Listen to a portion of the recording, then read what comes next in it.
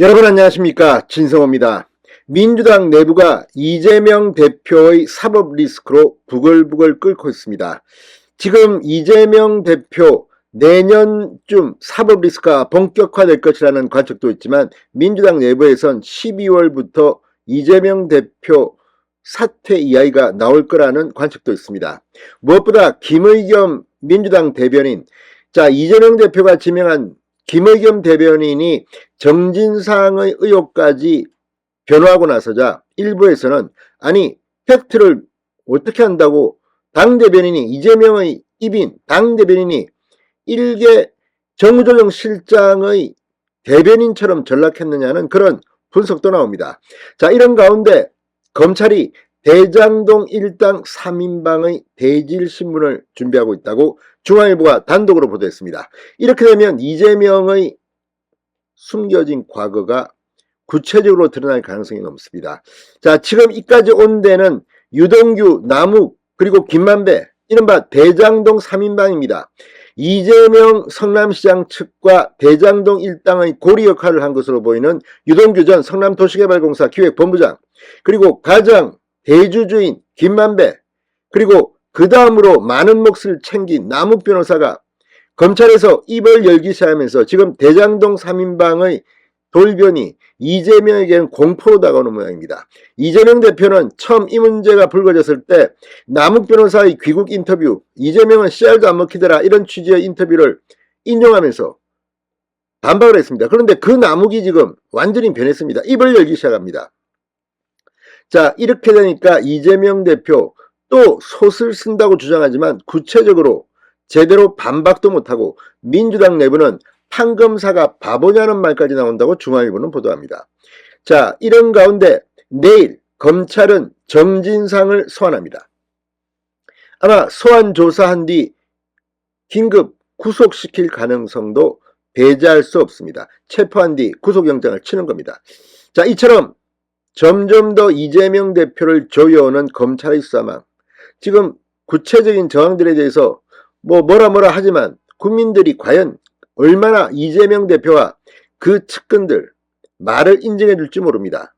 아무튼 이 대장동 3인방이 대질신문을 하게 된다면 엄청난 게 틀릴지 모릅니다. 그동안 정영학 이 회계사의 녹취록, 이걸 갖다가 이재명 쪽은 부정하다가 또 유리한 거는 또 뉴스타파가 보도하니까 봐라, 맞다, 내가 관계없지 않느냐고 주장합니다. 그러나 지금 검찰의 진술, 그리고 검찰이 모은 정황, 물증 증거들은 이재명 대표를 조만간 소환할 것으로 보입니다. 지금 서울중앙지검은 어디까지 왔을까요? 진성호의 융단 폭격 시작합니다. 대장동 일당을 융단 폭격합니다. 방송에 앞서 아직 진성호 방송에 구독자가 아니신 분은 붉은색 구독 버튼 눌러주십시오. 더 좋은 방송으로 보답하겠습니다. 자, 정진상과 김용이 유동규 압수수색을 할 때 전화를 시도했다, 또 휴대폰을 던져라, 이런 것들이 지금 다 혐의가 되고 있습니다. 증거인멸, 교사 의혹, 아무튼 이런 것들이 막 터지고 있습니다. 자, 유동규가 그동안 입을 다물었지만 이번 이재명 측 최측근인 김용과 정진상을 검찰이 이렇게 수사하게 된 결정적 계기는 유동규의 한방이었습니다. 자, 신호 타는 유동규가 지난 10월 5일 검사와 면담 도중 할 말이 있다, 이렇게 말하면서 김용과 자신의 불법 대선 자금 수수 의혹을 털어놓으면서 시작됐다고 볼 수 있습니다. 같은 달 8일 피의자 신문조서에 정식으로 담겼습니다. 이후 그는 같은 달 20일 구속기간 만료로 석방된 뒤 중앙일보 등과 만나 심경의 변화를 일으킨 이유에 대해서 의리, 이 세계에는 그런 게 없더라, 이재명 대표가 모를 리가 있겠느냐, 내가 벌 받을 건 받고 이재명 명령으로 한 건 이재명이 죗값을 받아야 한다는 폭탄 발언을 했습니다. 이재명이 명령으로 한 건 이재명이 죗값을 받아야 한다. 자, 그래서 3인방이 대질신문을 하게 되면 엄청난 게 터질 것으로 보입니다.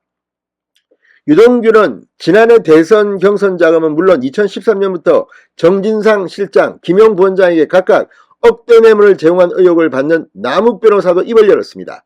남 변호사는 특히 지난 11일 KBS와의 옥중 인터뷰를 통해 답을 버렸습니다.